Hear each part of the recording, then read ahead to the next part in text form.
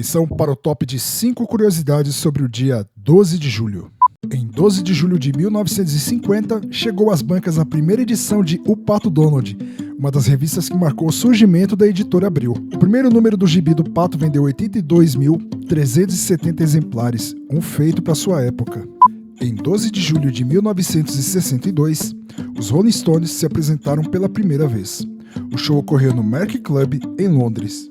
Em 12 de julho de 1971, a canção Minha Voz Virá do Sol da América, de Marcos e Paulo Sérgio Vale, interpretada por Cláudia, ganhou a 9ª Olimpíada Internacional da Canção, realizada na Grécia. Em 12 de julho de 1990, morre aos 73 anos o jornalista João Saldanha. Ele, que também ficou conhecido como técnico da seleção brasileira, que montou o lendário esquadrão e que ganharia o tricampeonato todo mundo. Ele classificou o Brasil para a Copa de 70 no México, mas foi demitido há 3 meses do início do Mundial, sendo substituído por Mário Jorge Lobo Zagallo. Em 12 de julho de 2024, após 8 meses de reforma, o Museu do Futebol, em São Paulo, reinaugurou a sua exposição de longa duração. Uma das principais novidades foi o espaço dedicado ao futebol feminino. A curadoria ficou a cargo de Marília Bonas, Marcelo Duarte e Leonel Cass.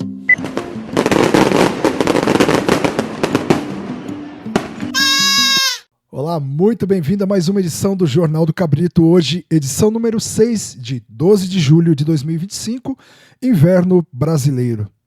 Hoje é dia do engenheiro florestal.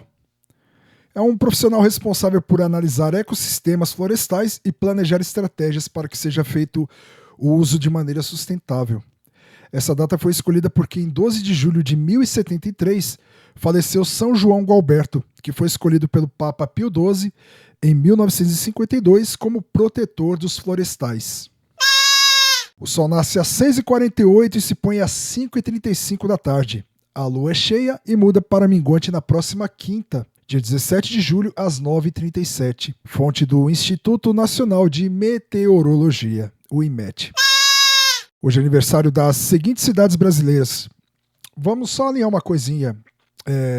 Quando tiver aniversariante paulista, a gente dá uma ênfase maior, conta a história, curiosidades, a origem do nome. Quando não tiver, a gente dá o nome das cidades, das principais, né, que tem dia que tem 60, 70 cidades fazendo aniversário no mesmo dia, mas hoje tem um pouquinho menos. Então hoje é aniversário das cidades de Aracatu, na Bahia, Casinhas, no Pernambuco, Diamante do Sul, no Paraná, Lagedinho, na Bahia, Malhada de Pedras, também na Bahia, Manari, no Pernambuco, Parazinho, no Rio Grande do Norte e Pedrão, também na Bahia. Eu fui pesquisar para a pronúncia correta se era Pedrão ou se era Pedrão e parece que é Pedrão mesmo, né? Tem esse nome por causa de uma pedra grande, já era de se imaginar, né? A fonte é do IBGE Cidades. Previsão do tempo para hoje e amanhã na Grande São Paulo. Segue aí as manhãs com neblinas, né? Esse exemplo da semana passada. Sol entre poucas nuvens durante dia e a noite. Para hoje a mínima é de 12 graus e a máxima de 22. Para amanhã, no domingo, mínima de 10, máxima de 21. Um pouquinho mais frio. E a semana semelhante a essa, né? Seguindo a média aí semanal, mesma temperatura com sol entre nuvens, não há previsão de chuva para essa semana e a partir do próximo sábado uma leve elevação na temperatura, aí chegando à casa dos 25, 26 graus, aí pouquinho mais quente para os padrões do nosso inverno, né? Mais uma vez, a fonte da previsão do tempo é do IMET, Instituto Nacional de Meteorologia. E agora, as principais manchetes dos jornais para você ficar bem informado, ainda que sábado.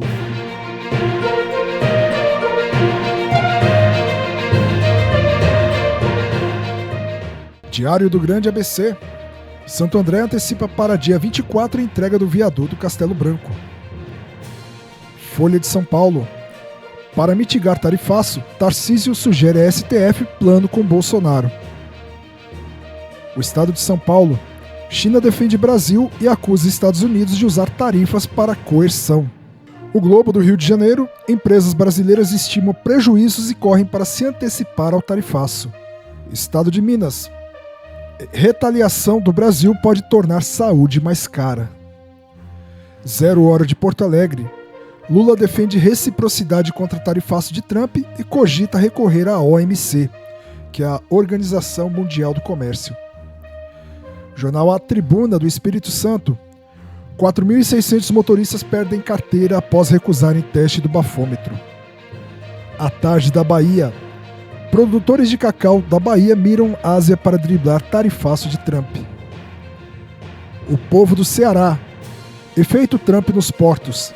Mais de 15 contêineres param no Ceará e 60 no Brasil.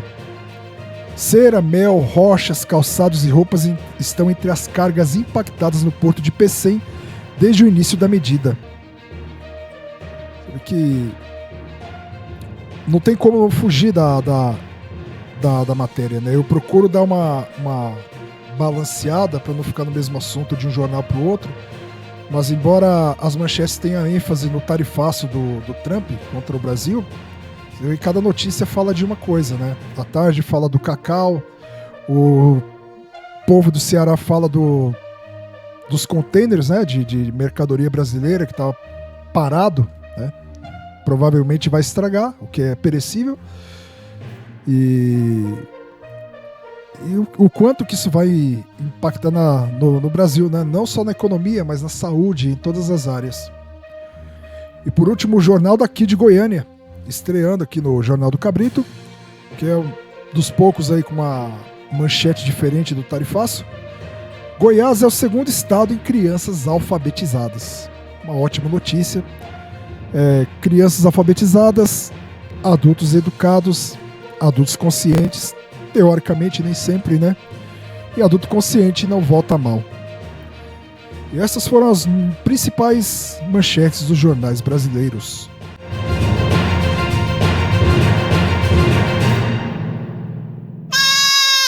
Momento de curiosidade no Jornal do Cabrito. A primeira delas, que hoje faz 27 anos que o Brasil perdeu a final da Copa do Mundo de 1998. Então tá ficando chato, né? É só o Brasil que perde. Semana passada eu falei da Copa de 82 e não falei da Copa de 70, né? Um ato falho até. O jornal começou esse mês, então a gente está se adaptando. Cada dia coloca uma coisa, cada edição melhora uma coisa, tira outra. Então a gente vai melhorando ao longo do tempo, né? A ideia é essa. A gente pode até voltar depois e falar, né, um capítulo aí só sobre os mundiais aí de 1970 e 2002. Mas hoje a gente vai falar de 98.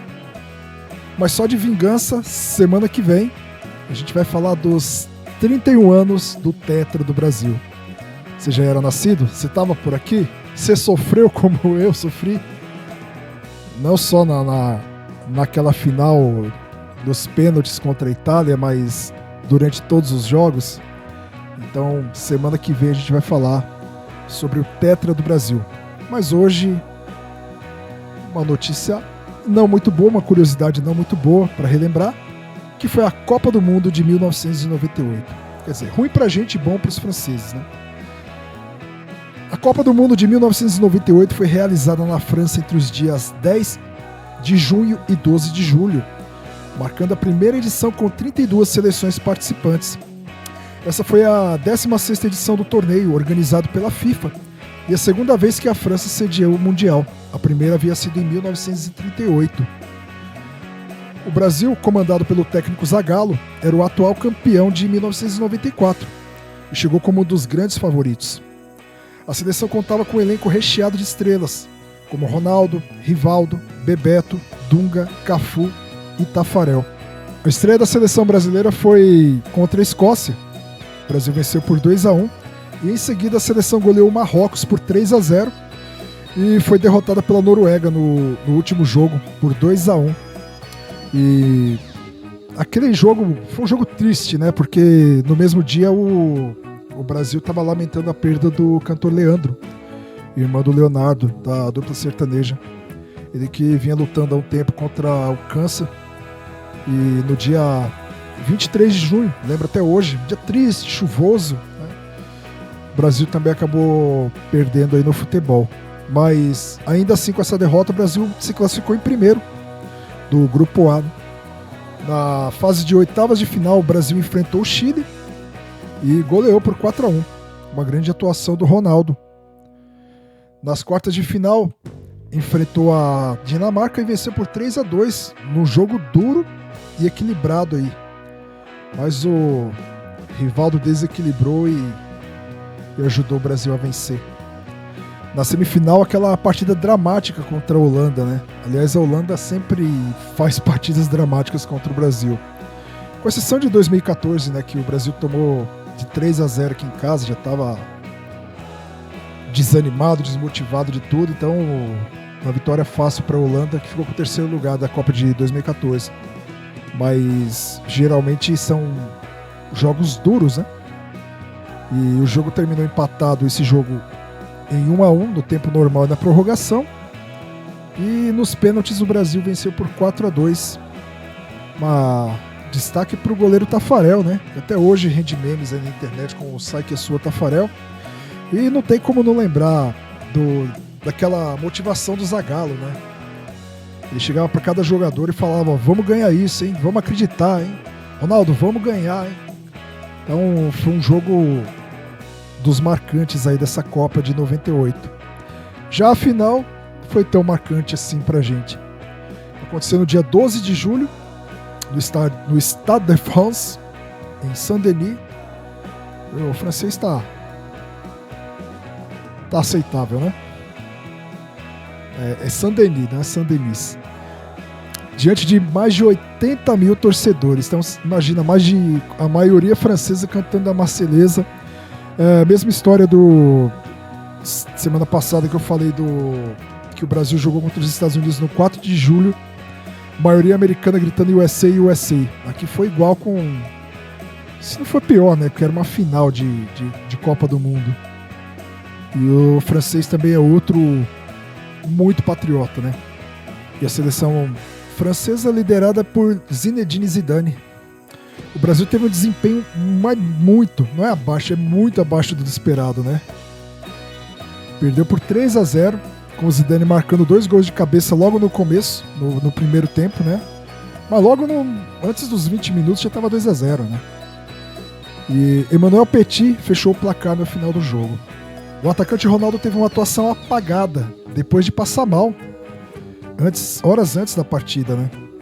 Eu lembro que foi até quando saiu a escalação era o Edmundo que jogaria a final e não o Ronaldo. E aí depois mudou tudo, o Ronaldo entrou como titular, mais amarelo do que o amarelo da camisa brasileira, né? A seleção em choque, né? Todo mundo abalado, né? Com medo de que acontecesse algo com o Ronaldo. Uma morte em campo, sei lá. E até hoje isso é controverso, né? Tem essa história aí. Foi vendida a final da Copa, não foi vendida, porque o Brasil era favorito demais a ganhar. E aí a França conseguiu seu primeiro título mundial. Com essa grande atuação aí, vencendo dentro de casa, né? E esse mundial também ele marcou o uso do cartão vermelho eletrônico. Eu não lembro desse cartão ter sido utilizado, mas uma regra muito chata aí que ainda bem que só foi utilizada nesse mundial, que foi o gol de ouro, né? O Golden Goal, que consistia durante a prorrogação, se saísse um gol já acabava o jogo. Então, se saísse um gol no começo ou no primeiro tempo da prorrogação depois dos 90 minutos são 2 tempos de 15. Então acabava o jogo e a seleção que marcasse o gol venceria.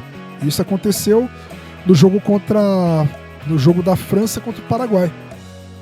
A França marcou, injusto até, né? Porque o Paraguai era bem melhor naquele momento, naquele jogo, mas sofreu esse gol e foi eliminada, e a França pegou o Brasil e E o final todo mundo já sabe, né? E esse Mundial aí também foi um com a maior média de gols desde a Copa de 82.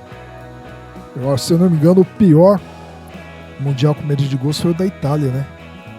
Placares magros, 1-0, empates, sem gols. Mas esse da França teve uma boa média, né? Entrando para a história como um dos torneios mais emocionantes, técnicos e marcantes, especialmente para o torcedor francês, brasileiro não. Escrever isso aqui tá errado. A gente não tem. Eu mesmo não tenho lembrança boa nenhuma da Copa de 98, né? Salvo pelo jogo contra a Holanda, que foi um jogaço, contra a Dinamarca também, né? De resto, um Mundial para ser esquecido. Segunda curiosidade de hoje é o Dia Mundial do Rock, que é comemorado amanhã, dia 13 de julho. Você sabia que o Brasil é o 13º país que mais consome rock no mundo? Escuta, né? Consome é estranho, mas que mais escuta rock no mundo? Segundo pesquisa realizada pelo Spotify em 2018, já tem uns 7 anos essa pesquisa, o Brasil tem uma intensa contribuição de bandas nacionais para o gênero, principalmente nas décadas de 80, 90, né? Depois foi caindo em desuso. Aí foi chegando outras bandas, teve o sertanejo de Leandro e Leonardo, Zezé de Camargo, Luciano, Chitãozinho e Chororó, os demais aí. E o final da década de 90 é dominado aí pelo pagode, né? Samba e pagode. Mas década de 80 aí, eu me lembro bem, o rock nacional dominava e eram boas bandas, né? Tinha Ira, Engenheiros do Havaí, Nenhum de Nós, Titãs, Paralamas do Sucesso, o Traje a Rigor, Inimigos do Rei, que eram bandas mais caricatas, né? Magazine, do saudoso Kid Vinil, Barão Vermelho, as mais pesadas aí, né? O Sepultura, Angra, apareceram um pouco depois aí, mas também fazem parte do cenário nacional de rock. E você sabe qual que é a origem do Dia Mundial do Rock? Essa data é celebrada porque no dia 13 de julho de 1985 acontecia um dos maiores festivais de rock de todos os tempos, o Live Aid, um mega evento que tinha como objetivo arrecadar fundos para combater a fome na Etiópia e que contou com shows históricos de bandas como Queen, U2, Led Zeppelin, David Bowie, entre outros. O evento foi transmitido ao vivo para mais de 100 países, com uma audiência estimada em cerca de 1,5 bilhão de pessoas ao redor do mundo. A proposta de instituir o Dia Mundial do Rock partiu dos próprios artistas envolvidos no Live Aid, que expressaram o desejo de que 13 de julho fosse lembrado como o Dia do Rock. Embora a data não seja oficialmente reconhecida internacionalmente, ou seja, não é o mundo inteiro que comemora o Dia do Rock em 13 de julho, ela ganhou força em diversos países, especialmente no Brasil, onde é celebrada com entusiasmo por fãs, rádios, né? As rádios do segmento rock fazem programações especiais aí, culturais dedicados ao gênero.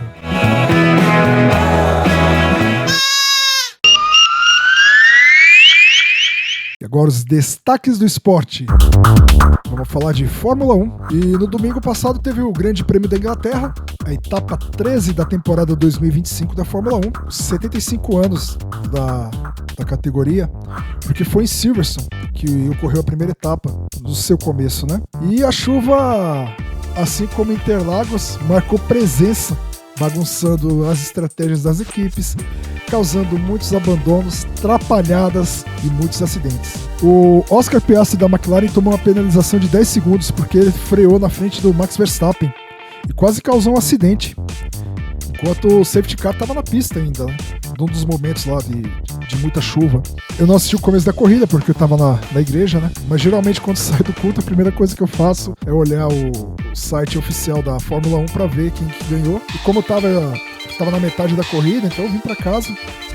Eu cheguei aí tava na volta 32 de 50, então eu peguei o finalzinho aí que foi o melhor, né? O melhor ficou pro final.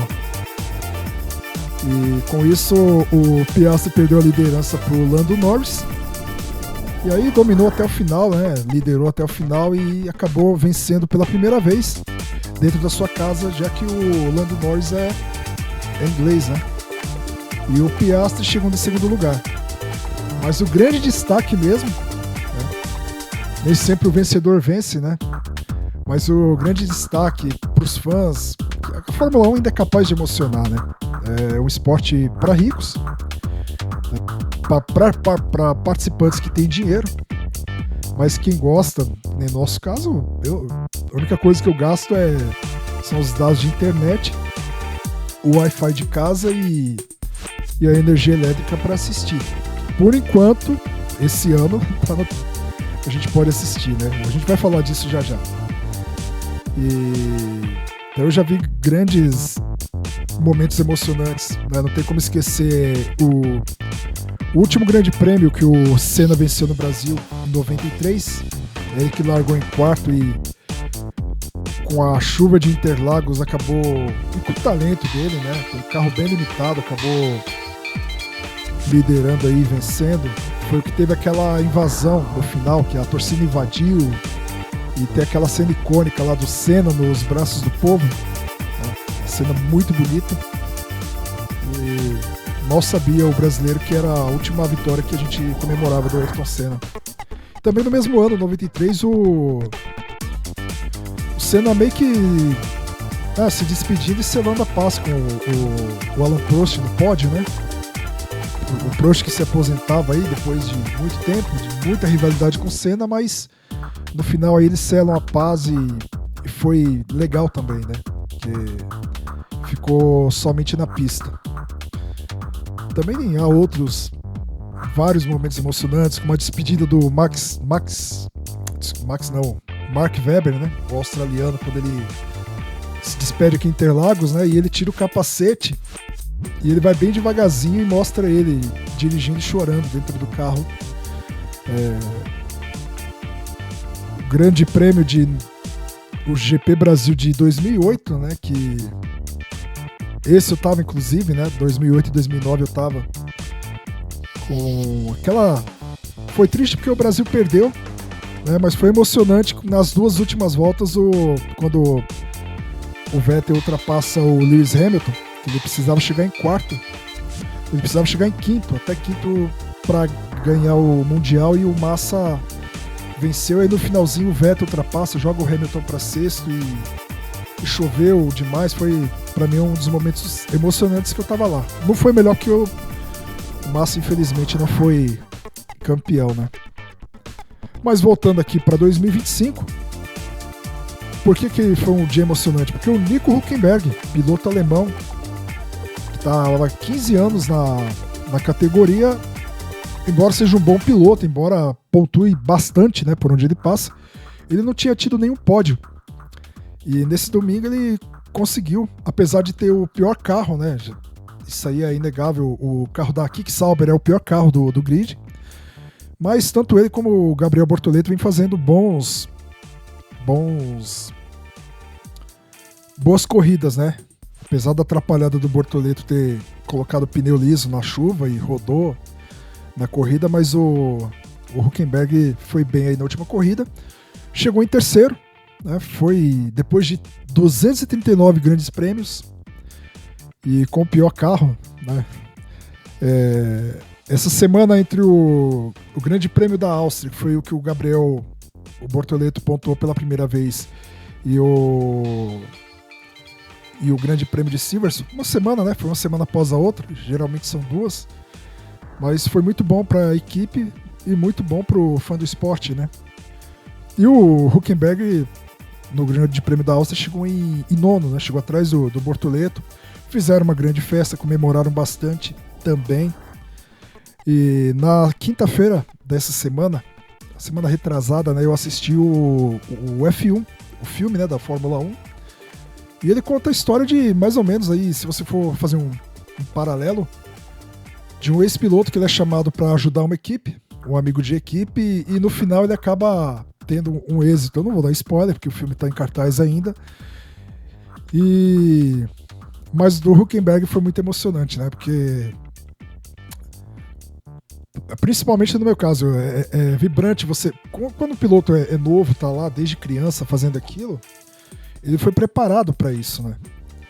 O Bortoleto, embora ele não tenha condições, né, financeiras quanto outros pilotos, mas ele teve ajuda e Então ele é um jovem piloto, promissor ainda, né? E o Hülkenberg não, o Hülkenberg está há muito tempo, né? E você vê depois de muito tempo, muito trabalho, muita insistência, muita piada que faziam com ele, né? Que não tinha pódio, que era escanteado, ele acreditou e foi muito legal. A equipe vibrava como se fosse um campeonato mundial, né? Uma equipe, lembrando que é uma equipe pequena, uma equipe das últimas aí. Então foi muito legal o Bortoleto atravessando lá para comemorar com ele, falando no rádio que estava feliz.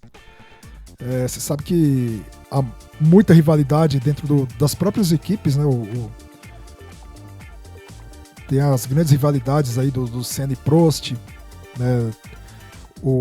Hoje, atualmente, na McLaren, o Piastri e o Lando Norris não se dão bem, né? Isso é visível. Você vê a alegria do Norris no pódio no país dele e a cara de velório do Piastri, né? Por outra atrapalhada que ele fez, né? Não foi culpa de ninguém, senão ele mesmo. Mas o pódio do Hülkenberg roubou a cena. Foi muito legal. Porque depois na Fórmula 1, nas redes oficiais, só se falava de Hülkenberg. Era só vídeo das equipes, né? Equipes que você vê que a Sauber ela não tinha dinheiro, ela não tinha champanhe para comemorar. Mostra lá uma integrante da equipe Mercedes indo levar o champanhe lá para eles. A Aston Martin parece que ajudou também. Então juntou, né? Trouxe uma união aí. A família do Hülkenberg, né? A Egla Hülkenberg postou ela emocionada, a filhinha chorando, a filhinha vibrando, né? Na hora que o pai recebe o troféu de Lego, né? Até inclusive virou piada. Demorou tanto tempo e ganhou um troféu de Lego. Até o Piastri fez essa pergunta pra ele, mas o Hülkenberg queria nem saber se era de Lego, se era de garrafa, se era. Falando em garrafa, não existe troféu mais feio da Fórmula 1 do que o troféu entregue no Grande Prêmio de 2009, né? Aqui do Brasil. Ela parecia uma espada, que diziam que era feito de tampinha de garrafa, né? E tanto é que as garrafas do Grande Prêmio lá eram recolhidas para fazer o troféu, que falaram que ia ser confeccionado momentos antes de ser entregue pro piloto, né? Mas feio. E o de Lego aí até que era bonitinho, mas o Hülkenberg deve ter. Ele disse que ia levar pra filha dele, né? Porque tanto ele quanto a Noemi Hülkenberg, que é uma princesinha, né? É uma graça. Na semana tinha. A esposa dele postou um vídeo dela falando o nome de ela falava o nome, a esposa do Hülkenberg, e ela completava com o sobrenome, né? Então é uma graça também, muito legal ela pulando, comemorando, né? Depois outro vídeo ele chegando em casa, comemorando com a família, com os amigos, a esposa, a filha, o cachorro. Então são esses momentos que fazem a Fórmula 1 ser emocionante até hoje, né? Após o Grande Prêmio da Bélgica, a classificação foi a seguinte. O Oscar Piastri ainda é o líder com 234 pontos. Lando Norris, com essa segunda vitória seguida, diminuiu a vantagem, né, para 226 pontos. Ou seja, está 8 atrás do Piastri, já teve a 22, né? Max Verstappen da Red Bull com 165 pontos. A Red Bull que anunciou nessa semana a saída do diretor executivo e do chefe de equipe, né, o Christian Horner, que conseguiu aí 8 títulos mundiais de pilotos, 4 com o Vettel, 4 com o Verstappen, e mais 6 de construtores, que é o título da equipe, né? Durante o Mundial são 2 títulos, um por equipe. A equipe soma os pontos dos pilotos e que é o principal, que é o prêmio, que é o campeonato de pilotos. E o Horner, a gente foi surpreendido aí com essa notícia durante essa semana. O quarto colocado do campeonato é o George Russell da Mercedes, com 147 pontos. O Charles Leclerc da Ferrari tem 119. Não precisa falar todos, né? Isso aí você pode pegar a informação depois. O Nico Hülkenberg da Sauber, com esses 15 pontos aí do terceiro lugar, soma 37 pontos, é o nono colocado. E o Gabriel Bortoleto continua aí é o penúltimo colocado com 4 pontos. Ainda sobre Fórmula 1, a Rede Globo anunciou ontem no Jornal Nacional o retorno após 5 anos. A categoria tinha ido para a Band, né? O retorno da Fórmula 1 aí para sua grade. Ano que vem serão transmitidas ao vivo 15 das 24 etapas, na Globo mesmo, né? E as demais, as que não forem passadas, vão ser reprisadas e passar em horários alternativos. Na verdade, os melhores momentos, né? A corrida geralmente não é reprisada na íntegra. Vamos colocar os melhores momentos lá. E para quem tem o Sport TV e o Globoplay também, vai ter as 24 etapas, ou seja, você vai ter que pagar. Na Band a gente tinha tudo de graça, né? Inclusive, essa programação que não passa na TV, os treinos de sexta-feira, o TL1, o TL2, o TL3 do sábado, né, que é aquele que antecede a classificação, tinha no aplicativo da Band. Você entrava lá de graça e assistia. Então agora vai ter que pagar. Você que é fã do esporte, e é uma pena, porque estava voltando a crescer, né? A equipe da Band, o Sérgio Maurício, até o Reginaldo Leme, né, que já é um meio ultrapassado, mas, né, tá desde o começo lá, mas ele trazia insights legais, né, sobre a corrida. O Max Wilson, que é um piloto nativo aí ainda, corre, acho que se não me engano, na Stock Car.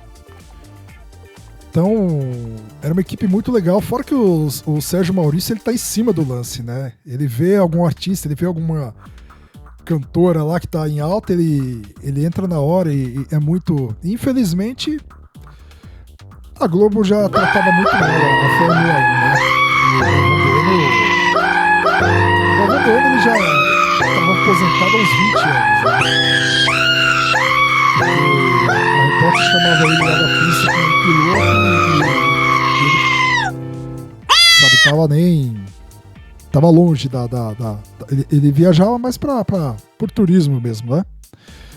Mas enfim, essa é a notícia da semana, né?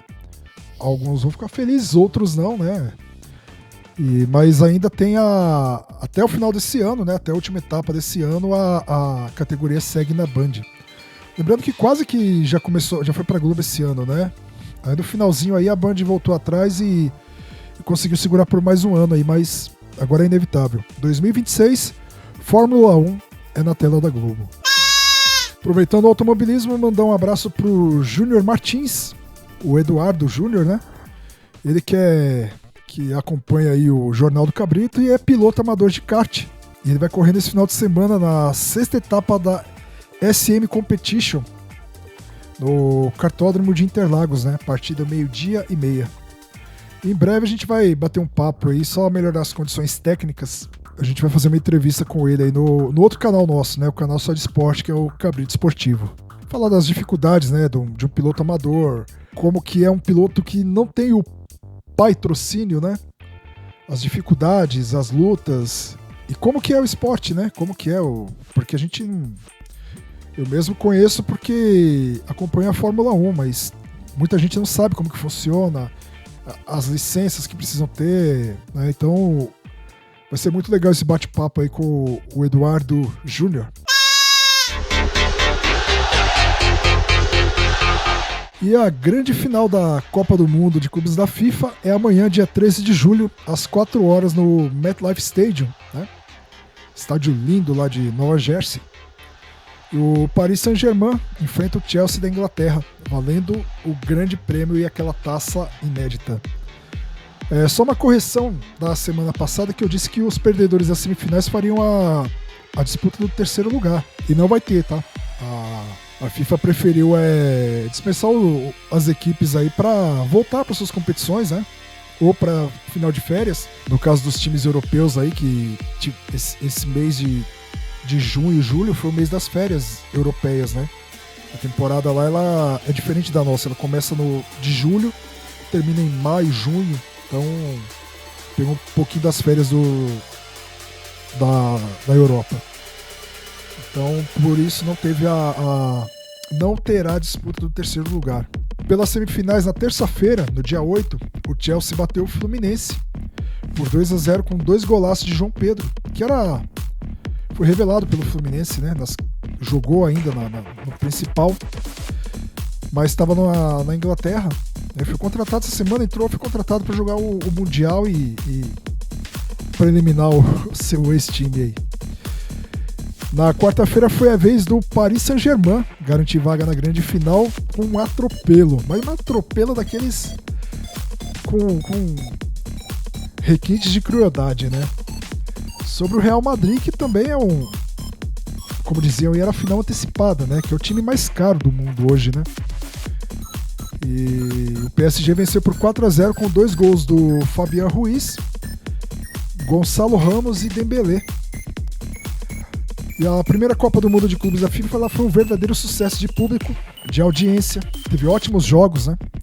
Uma boa participação, né? A se enfatizar isso, uma boa participação dos clubes brasileiros. Botafogo, Flamengo vencendo times europeus, quer dizer, venceram os finalistas, né? Boa participação também do Fluminense, que chegou à semifinal, que era o mais desacreditado de todos, né? E o Palmeiras também, que deixa a competição de cabeça erguida. A próxima edição do Mundial de Clubes deve acontecer daqui a 4 anos, 2029. A sede ainda será definida, né? O Brasil já demonstrou interesse em sediar a segunda Copa de Clubes, além dos países sedes do Mundial aí, de 2030, né? Que Espanha, Portugal e Marrocos, que podem participar aí, podem sediar como um tipo de evento teste para o Mundial de Seleções, né? Assim como nos Estados Unidos, que foi sede do Mundial de Clubes, e o ano que vem vai ser sede do Mundial de Seleções, da Copa do Mundo de 2026, junto aí com México e Canadá, né? Uma tríplice sediação, né? Não sei se eu falei correto, mas são 3 países sedes da próxima Copa e da de 2030 também, né? E hoje marca o retorno do Campeonato Brasileiro da Série A. O seu time perder 3 jogos seguidos nas últimas 3 rodadas. Agora, vamos ver se essa temporada, essas férias aí serviu para alguma coisa, né? O São Paulo logo já vai pro Maracanã enfrentar o Flamengo, né? O Flamengo que foi bem aí, perdeu pro Bayern de Munique, mas tem comparação, né?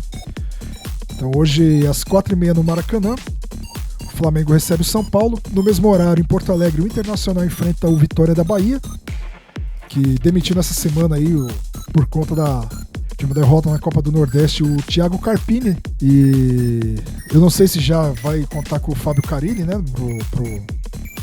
para esse jogo de hoje, mas o Carille já é o treinador do Vitória, já foi anunciado. E às 6h30 da tarde, no estádio Mané Garrincha, em Brasília, um clássico carioca, né? Vasco da Gama e Botafogo. E às 9 da noite, o Bahia recebe o Atlético Mineiro na Arena Fonte Nova, lá em Salvador.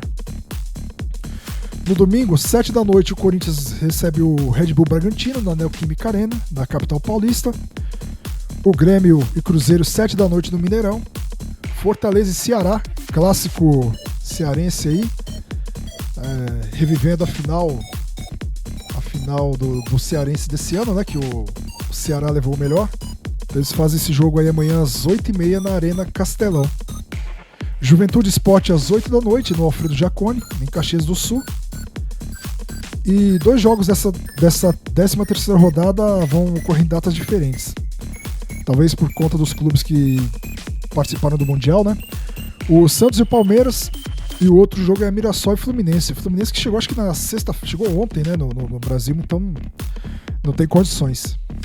Então, só para relembrar aqui, a classificação do Brasileirão é a seguinte: o Flamengo é o líder com 24 pontos, Cruzeiro com os mesmos pontos é o segundo, Red Bull Bragantino com 23 é o terceiro, quarto lugar é o Palmeiras com 22 pontos, quinto Bahia, sexto Fluminense, sétimo Atlético Mineiro, oitavo Botafogo, nono Mirassol, 10º é o Corinthians, 11º o Grêmio, 12º Ceará, 13º Vasco da Gama, 14º São Paulo, 15º Santos, 16º Vitória da Bahia, 17º Internacional, zona de rebaixamento, 18º Fortaleza, 19º Juventude e último colocado o Sport.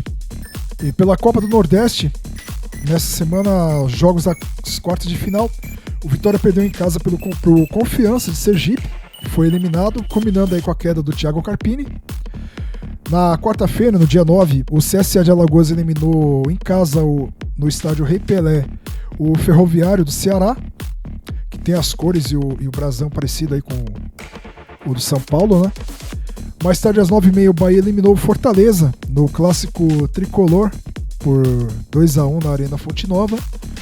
E em Recife, na Ilha do Retiro, o Sport e o Ceará empataram em 0-0 no tempo normal e nos pênaltis 4-2 pro Vozão, com um pênalti desastroso do Lucas Lima, né? Acho que é Lucas Lima, certo? Quem que jogou no Santos, Palmeiras? Ele chutou pênalti quase na bandeirinha do escanteio, pra você ter ideia. Então, não tá fácil a vida do torcedor do Sport, né? Então, as semifinais da Copa do Nordeste aí serão disputadas por CSA e Confiança, Bahia e Ceará. Os dias e horários ainda não foram definidos. E agora os destaques culturais. Não é talvez, foi isso. A verdade é que você entrou no país ilegalmente. É assim que quer fazer? Eu não sou a entrevistada aqui, Superman. Você consultou o presidente? Não. Agir como um suposto representante Eu não dos estava Estados Unidos representando pode criar ninguém, além muitos de mim. problemas pelo mundo Eu afora. estava fazendo bem. Eu me questionaria se estivesse na sua situação e consideraria as consequências. Pessoas iam morrer. A estreia dessa semana é o filme Superman, que é um reboot aí do James Gunn no DC-verso, né? Que entra aí pra assumir o DC-verso. Bom, amigão. E ele tá criando todas as histórias do zero, né? Não criando, ele tá refazendo a filmografia aí do estilo, melhor estilo James Gunn. Então, Superman conta a história de um herói movido pela crença e pela esperança na bondade da humanidade. Em Superman, acompanhamos a jornada do super-herói em tentar conciliar suas duas personas. Sua herança extraterrestre como kryptoniano e a sua vida humana, criado como Clark Kent. O David Corenswet, né, interpreta aí o novo Superman. Isso ocorre na cidade de Smallville, no Kansas. De novo, dirigido por James Gunn. O novo filme irá reunir personagens, heróis e vilões clássicos da história de Superman, como o Lex Luthor, que é o Nicholas Hoult, a Lois Lane, que é a Rachel, não dá pra pronunciar, o Lanterna Verde, que é o Nathan Fillion, o Ler Gavião, Isabela Merced, mais fácil, né? Dentre outros.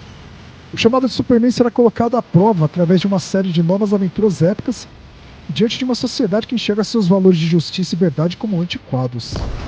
Grande filme para assistir no cinema, né?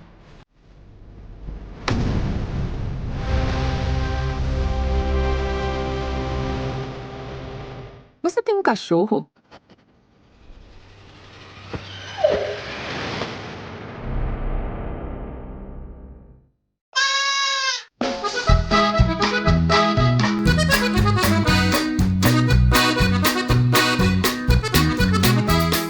O próximo evento é o Arraiá Céu das Artes 2025. Então chegou aí o Arraiá Praça Céu das Artes, né? 3 dias de muita festa, diversão e delícias típicas, né? Ontem, dia 11, foi o primeiro dia.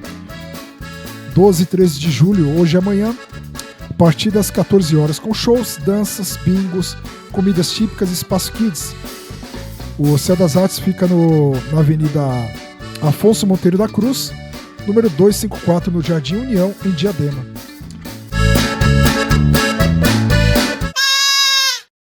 Aproveitando para falar do Céu das Artes, que era onde tinha o Cine da Praça, não teve programação, né, não foi divulgado, então provavelmente acabaram as atividades. Ele que é o Cine na Praça, ele não é de Diadema, né, ele se apresenta em vários lugares, tanto que eles estão se preparando para apresentar o espaço aberto de filmes em Sorocaba. E anunciaram também voltar para a capital. Então, provavelmente Diadema acabou. Na próxima semana eu trago detalhes, né? Entrei em contato com a Secretaria de Cultura de Diadema, mas para essa semana não tem Cine na Praça aqui em Diadema.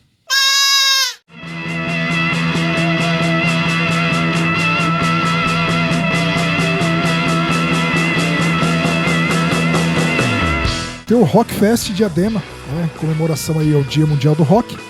Sábado e domingo, 12 e 13 de julho, a partir das 4 da tarde, com muito rock and roll. Além de boa música, food trucks e a participação dos Maiados Motoclube. As atrações do sábado são, me perdoe se a pronúncia estiver errada, não é meu universo, o Amon Amarth Brazilian Tribute, Struck System Overdrive e System of a Down Cover Brasil. São as bandas que se apresentam no sábado, na Praça da Moça. As atrações no domingo são Segundo em Paz, Aromes, Black Heart e o Legião Urbana Cover. Mas o evento de rock vai terminar justamente com Legião Urbana. Podia começar com Legião Urbana, né? Porque o cara já vai ser deprimido de lá. Para segunda-feira ficar mais uma semana. Mas aí a programação do Rock Fest em Diadema, mais uma vez na Praça da Moça, com realização da Prefeitura de Diadema, Secretaria de Cultura e Fábrica de Cultura do Estado de São Paulo.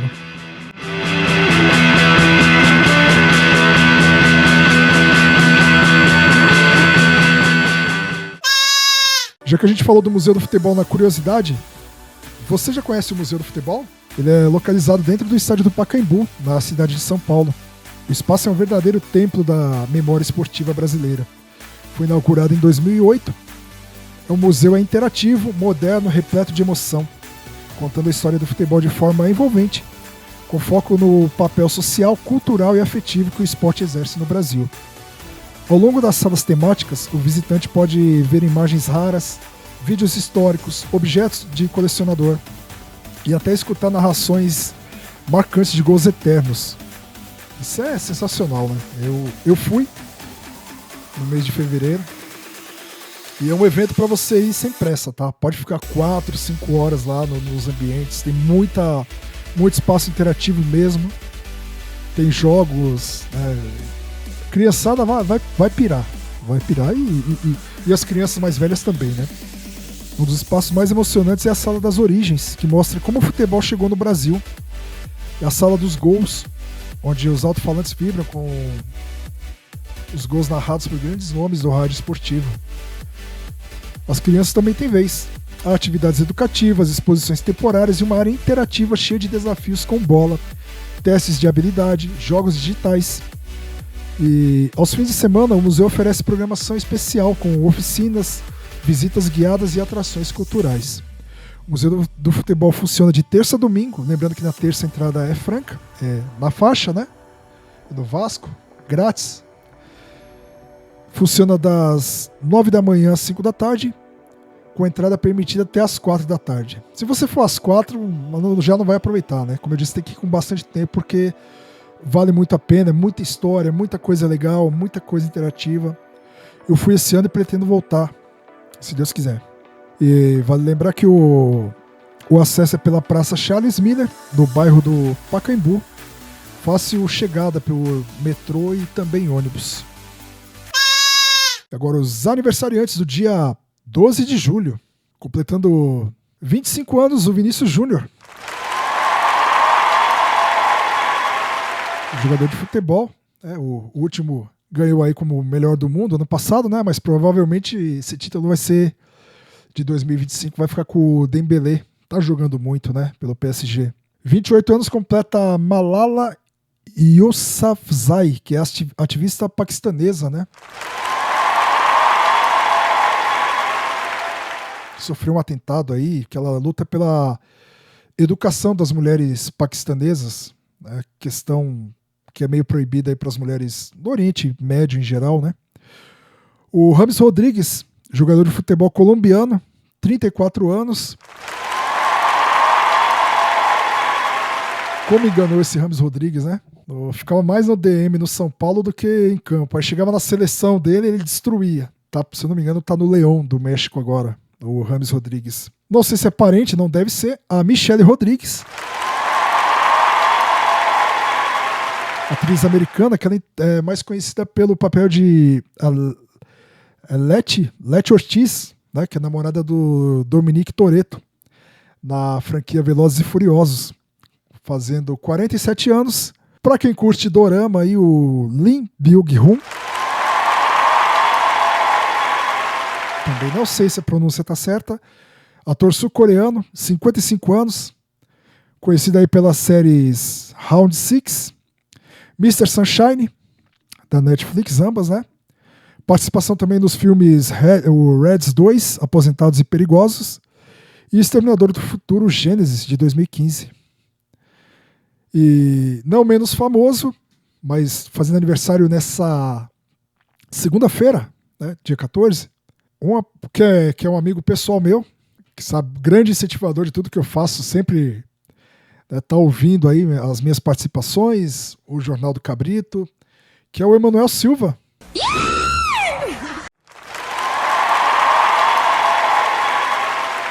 O Emanuel Silva. O Emanuel Silva do Ceará. Bom, você sabe o que é isso, né? O cearense o nordestino geral usa, mas a vaia cearense pode entrar com uma das curiosidades, né, dos próximos programas aí, a história da vaia cearense, mas o povo do Ceará é um povo bem-humorado por natureza, né? O Emanuel também aí, a família dele, né, tem um irmão aí que é super engraçado também. E esqueci o nome dele, não vou... Eduardo Prudêncio, né? Depois eu coloco as redes aí, mas é um grande amigo aí. Então, uma salva de vaias cearenses pro Emanuel, completando 39 anos.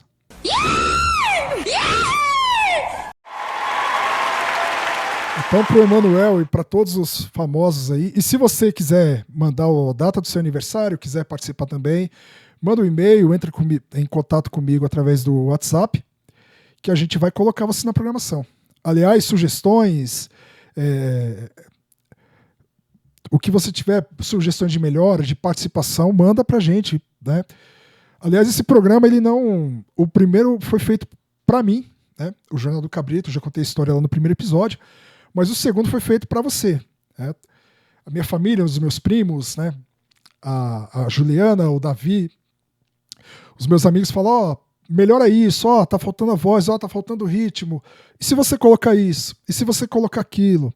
Né? Será que não fica legal? Então, graças a vocês que o Jornal do Cabrito tem melhorado, né, cada semana. Então, sou muito grato pela audiência, pelo tempinho que você tira para acompanhar esse experimento, né, que é o Jornal do Cabrito. Lembrando que também estamos no Spotify, né? A semana passada a gente estreou com a versão audiovisual, né, com as imagens, com a minha fuça aqui na tela, mas também nessa semana a gente colocou o episódio no Spotify. Então você também vai poder ouvir o áudio, né, a versão radiofônica mesmo, pelo aplicativo Spotify, né? Depois eu coloco também o link no YouTube para você acompanhar. Então vamos cantar os parabéns para os aniversariantes.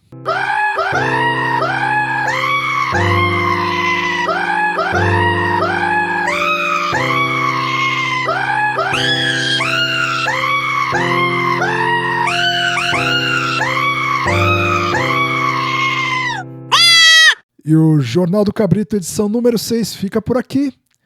A apresentação, sonorização e roteirização é minha, Roberto Brito. Muito obrigado pela sua participação, pela sua audiência e, como diria Fausto Silva, pela sua paciência. Voltamos semana que vem. Fiquem todos com Deus.